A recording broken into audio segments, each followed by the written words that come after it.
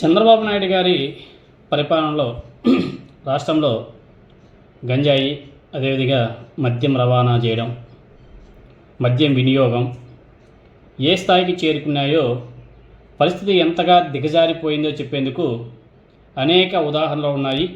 రీసెంట్గా నిన్న ప్రకాశం జిల్లా అద్దంకిలో జరిగినటువంటి ఒక సంఘటన చూసి నిజంగానే రాష్ట్ర వ్యాప్తంగా ప్రజలందరూ కూడా షాక్ అయ్యారు.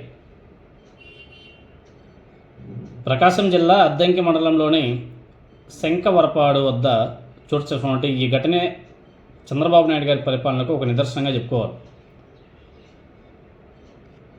పోలీసులు ఒక కారులో ప్రయాణిస్తున్నారు. ఆ కారులో మద్యం బాటిళ్ళు, గంజాయి ప్యాకెట్లు, పోలీస్ యూనిఫామ్ ఇవన్నీ కూడా డిక్కీలో వేస్తున్నారు. అంతేకాకుండా మద్యం మత్తులో ఉన్నటువంటి పోలీసులు, ఆ కారు నడుపుతున్నటువంటి కారు డ్రైవర్ వీళ్ళంతా కూడా ఫుల్ మద్యం మత్తులో ఉన్నారు. వీళ్ళు వెళ్తున్నప్పుడు ఒక ఆటోని ఢీకొట్టినారు. అలా ఆటోని ఢీకొట్టడంతో ఆటోలోని 2 వ్యక్తులు తీవ్రంగా గాయపడ్డారు. కారులో ఎవరెవరు ఉన్నారు అని చెప్పేసి చూస్తే సంతమాగులూరు ఎస్ఐ నాగమల్లేశ్వరరావు, అదేవిధంగా బల్లికురవ ఎస్ఐ నాగరాజు వీళ్ళిద్దరు కూడా ఉన్నారు. వాళ్ళు యూనిఫామ్లో లేరు, సివిల్ డ్రెస్లో ఉన్నారు. యూనిఫామ్ తీసేసి డిక్కీలో వేసేసారు. డిక్కీలో వేసి ఉన్నారు, ఫుల్గా కుమ్మేసి ఉన్నారు, సివిల్ డ్రెస్లో వెళ్తున్నారు. ఇది అక్కడ ఉన్నటువంటి స్థానిక ప్రజలందరూ కూడా గట్టిగా పట్టుకొని ప్రశ్నించేలోపు అద్దంకి సిఐ గారు అక్కడ చేరుకొని వీడియో తీసుకుంటుంటే గ్రామస్తులందరినీ కూడా బెదిరించడం, చెల్లాచెదరు చేసేశారు.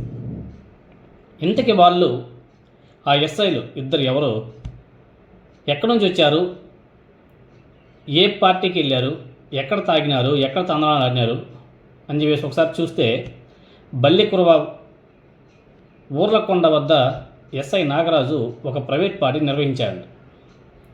అక్కడ ఆయన చాలామంది ప్రముఖులకు ఫుల్లుగా తాగించి పార్టీ జరిపించాడు.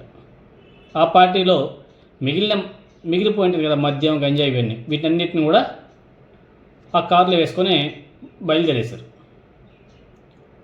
అలా వెళ్తుండే క్రమంలోనే వీళ్ళు ఆటోని ఢీకొట్టడం, ఆ సంఘటన జరగడం జరిగింది. అయితే సంఘటన జరిగిన తర్వాత అక్కడ గ్రామస్తులందరూ కూడా గుమికూడి అందరూ కూడా ప్రశ్నిస్తుంటే, కార్లన్నింటిని కూడా చెక్ చేస్తుంటే సంతమాగులూరు ఎస్ఐ నాగమల్లేశ్వరరావు, అదేవిధంగా బల్లికురవ ఎస్ఐ నాగరాజు ఆ ప్రమాద ఘటన తరువాత జంపు ఎవరు వాళ్ళిద్దరిని అక్కడ నుంచి జంప్ చేయించారంటే స్థానిక తెలుగుదేశం పార్టీ నాయకుడు, అదేవిధంగా స్థానిక సిఐ గారి ఆధ్వర్యంలో ఆ 2 ఎస్ఐలను అక్కడ నుంచి పరారయ్యే విధంగా ప్లాన్ చేసి పంపించేశారు. ఎందుకంటే ఇష్యూ సీరియస్ అవుతుందని. అంటే ఆ ఊర్లకొండలో పార్టీ అయిపోయిన తర్వాత AP 27 CB 4789 నెంబర్ గల కారులో పోలీసులు బల్లికురవ వైపు నుంచి అద్దంకి వైపు వెళ్తున్నారు. అదే సమయంలో ధర్మవరం నుంచి వస్తుంటే ఆటోని ఈ కారు ఆల్రెడీ డ్రైవర్ మద్యం మత్తులో ఉన్నాడు కదా, సీదా వెళ్ళి గుద్దేశాడు. ఆటో డ్రైవర్ శ్రీనివాసరెడ్డితో పాటు ప్రయాణికుడికి తీవ్ర గాయాలవడం, దీంతోనే స్థానికులు కారుని చుట్టుముట్టడం, 108కి ఫోన్ చేసి స్థానికుల్ని ఆసుపత్రికి తీసుకువెళ్ళడం జరిగింది. అంటే పోలీసుల కారులో గంజాయి, మద్యం రవాణా ఎంత విచ్చలవిడిగా నడిపిస్తున్నారు, దీన్ని బట్టి మనం అర్థం చేసుకోవాలి. గంజాయి లేని ఆంధ్రప్రదేశ్ సృష్టిస్తా అని చెప్పినటువంటి ముఖ్యమంత్రి చంద్రబాబు నాయుడు గారు, హోంమంత్రి బంగళపూడి అనిత గారు, అదేవిధంగా పవన్ కళ్యాణ్ గారు ఈ ఘటనకి ఏమని సమాధానం చెప్తారు? వైఎస్ఆర్సీపీ నియోజకవర్గ ఇన్ఛార్జ్ డాక్టర్ అశోక్ కుమార్ గారు ప్రశ్నిస్తున్నాడు. పోలీసులే మద్యం మత్తులో ఆటోని ఢీకొట్టడం ఏంటి? పోలీసు వాహనంలోనే మద్యం, గంజాయి రవాణా చేస్తే రాష్ట్రంలో పరిస్థితి ఏ స్థాయికి దిగజారిపోయిందో దీన్ని బట్టి మనం అర్థం చేసుకోవచ్చు.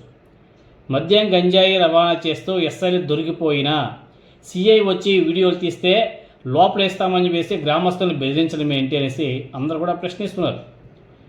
అదేవిధంగా విద్యుత్ శాఖ మంత్రి గొట్టిపాటి రవికుమార్ గారు ప్రాతినిధ్యం వహిస్తున్నటువంటి నియోజకవర్గంలో మద్యం, గంజాయితో దొరికిపోయింటే ఎస్ఐల మీద గ్రామస్తులను బెదిరించి సిఐ మీద తక్షణమే చర్యలు తీసుకోవాలని చెప్పేసి అక్కడ స్థానిక ప్రజలు అదేవిధంగా అశోక్ కుమార్ గారు డిమాండ్ చేస్తున్నారు. మరి ఇప్పుడు ఆ ఇద్దరు ఎస్ఐలను రోడ్డు మీద సంఖ్యలు వేసి తీసుకువెళ్తూ నడిపించుకుంటూ తీసుకువెళ్ళగలరా? వాళ్ళని కూర్చోబెట్టి వాయించగలరా?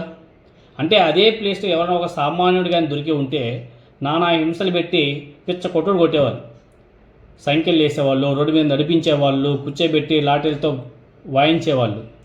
మరి ఇది ఇద్దరు ఎస్ఐలు అడ్డంగా దొరికిపోయిన తర్వాత కూడా వాళ్ళిద్దరిని తప్పించేసారే కానీ వాళ్ళని ఎక్కడా కానీ చట్టం ముందు నిలబెట్టలే. అంటే పోలీస్ వ్యవస్థలోనే ఇలాంటివి జరుగుతున్నాయంటే ఇంక రాష్ట్ర వ్యాప్తంగా పరిస్థితి ఏ విధంగా ఉంది, లా అండ్ ఆర్డర్ ఏ విధంగా పనిచేస్తుంది అనడానికి ఇవన్నీ కూడా ఉదాహరణగా చెప్పుకోవచ్చు అని చెప్పేసి వైసీపీ వాళ్ళంతా దీని మీద పెద్ద ఎత్తున డిమాండ్